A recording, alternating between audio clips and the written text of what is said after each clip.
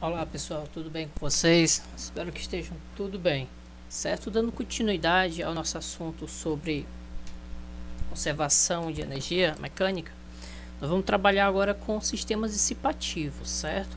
Que já foi citado na aula anterior. Sistemas dissipativos. Então, em nosso cotidiano é muito difícil encontrar casos em que não tenhamos a atuação de forças dissipativas. Por exemplo, a resistência do ar, a força de atrito que nós vemos no nosso cotidiano.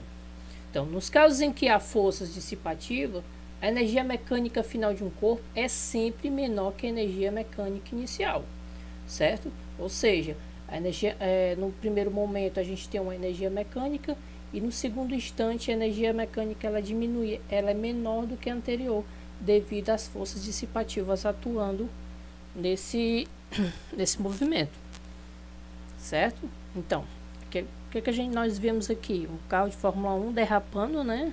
Freando, fazendo uma frenagem, né? Ó, freagem de carro de Fórmula 1.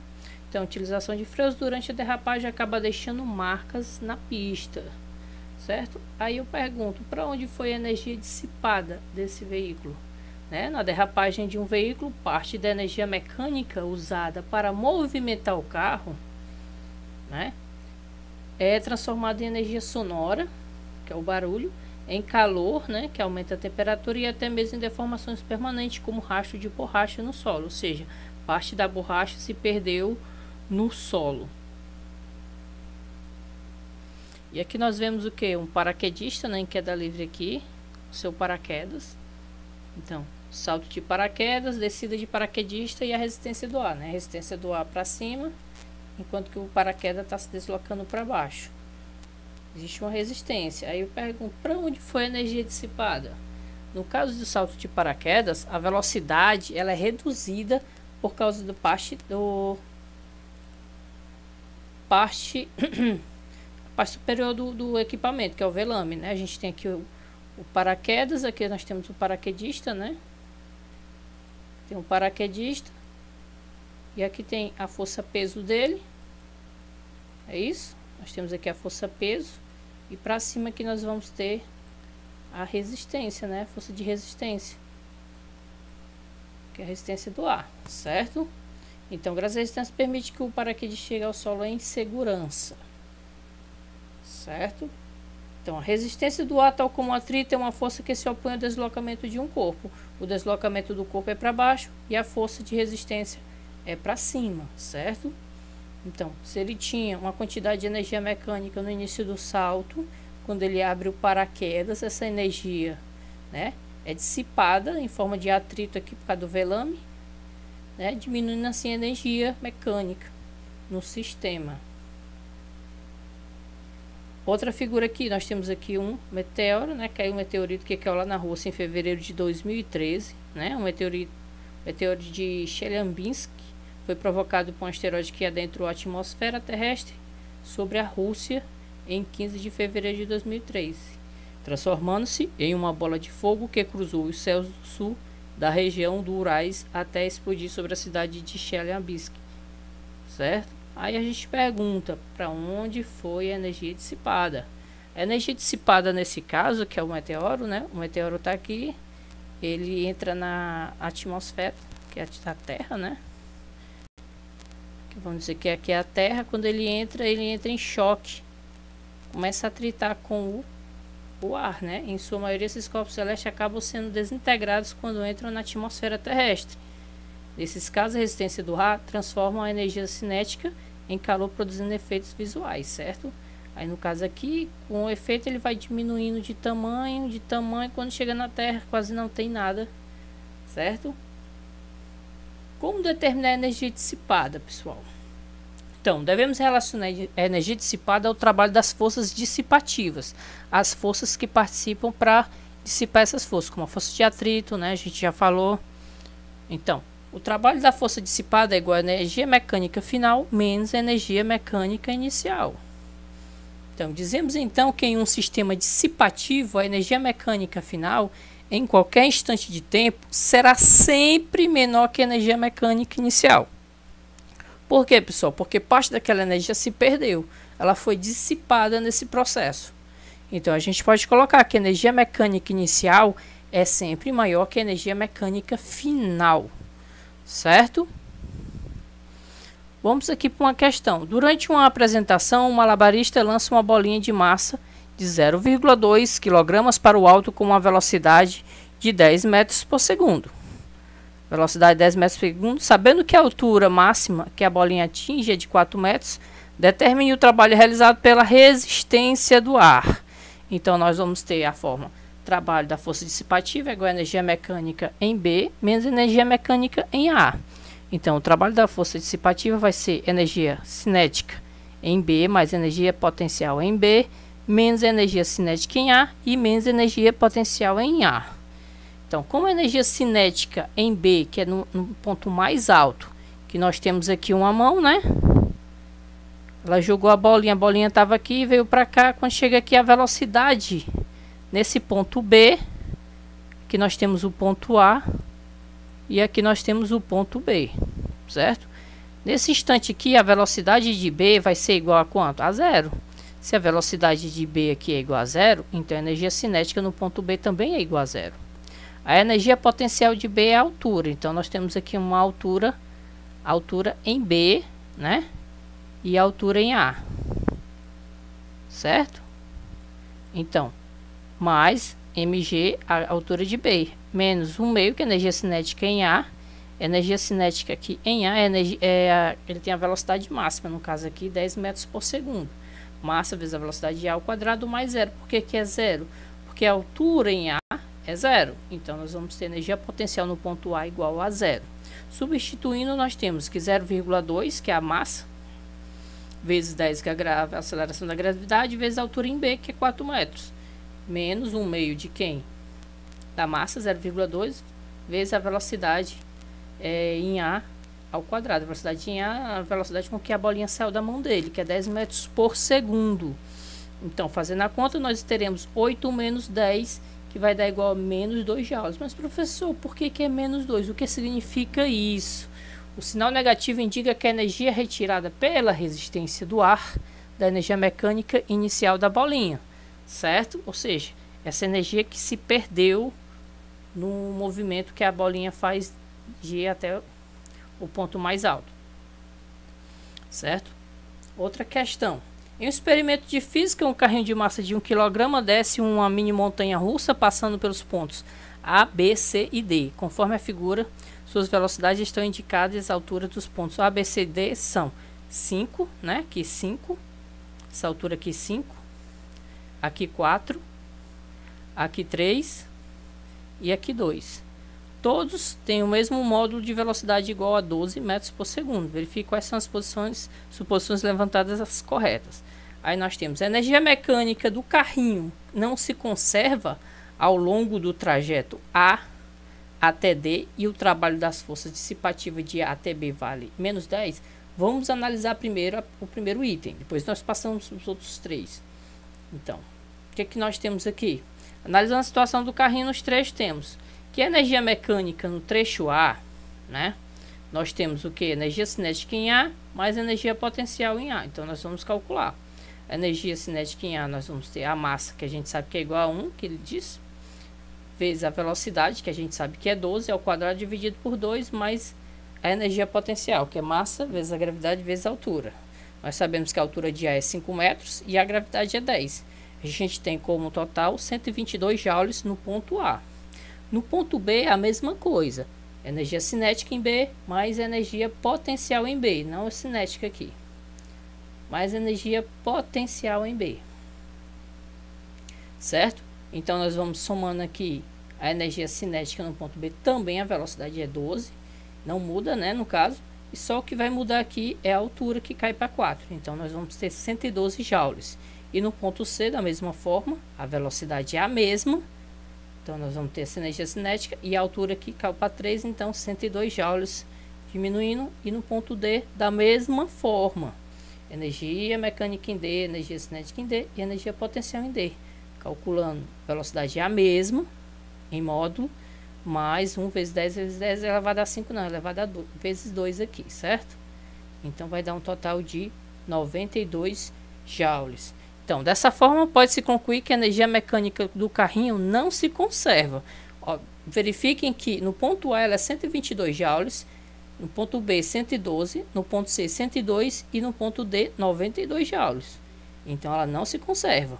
Para calcular o trabalho das forças dissipativas entre os pontos, o que nós vamos fazer? Entre o ponto A e B, o trabalho entre A e B, nós vamos calcular energia mecânica em B menos energia mecânica em A. Então, a gente verifica aqui. 122 menos 112, que vai dar menos 10. Depois, nós pegamos o ponto B e o ponto C. Então, energia mecânica em C menos energia mecânica em B. Nós teremos 102, né? Menos 112, que vai dar menos 10 joules. E o último ponto, que é C e D, nós vamos ter 92 menos 102, que também vai dar menos 10. O que é que nós concluímos? Portanto, a alternativa 1 está correta, porque ele diz que o sistema não se conserva e que o trabalho da força dissipativa é igual a menos 10 joules, certo? Vamos analisar a segunda alternativa. A energia potencial do carrinho não é a mesma nos pontos A. Ele está dizendo que a energia potencial do carrinho não é a mesma no ponto A, B, C e D. Porém, sua quantidade de movimento é a mesma. Vamos analisar isso. Já a alternativa 2 está correta, pois mesmo que o módulo da velocidade seja igual em todos os percursos, a sua direção e sentido sofrem variações, assim como a quantidade de movimento é uma grandeza vetorial. Ela não é a mesma em todos os pontos, certo?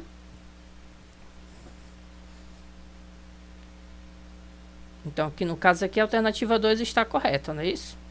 Ele está dizendo que a energia potencial do carrinho não é a mesma nos pontos. Lógico que não é, né?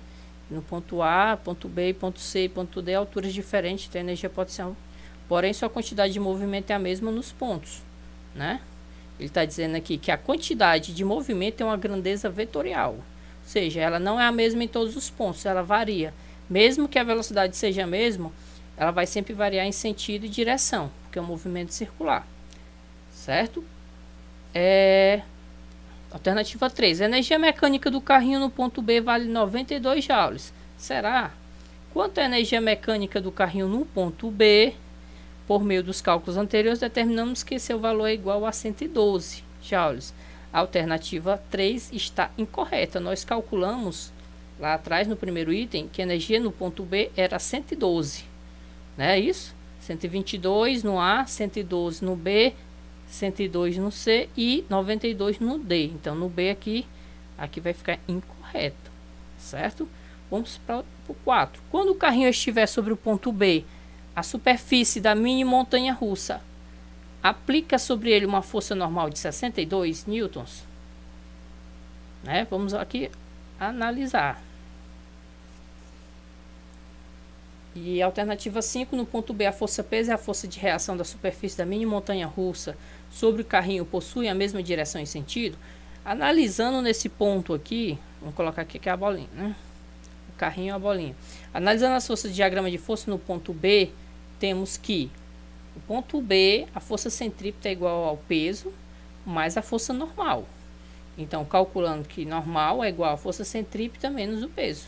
A fórmula da força centrípeta é massa vezes a velocidade ao quadrado dividido por 2 menos o peso, que é mg. Calculando aqui, a gente sabe que a massa é 1, a velocidade é 12. Então, nós teremos menos 1 vezes 10, 62 newtons, a força normal, né?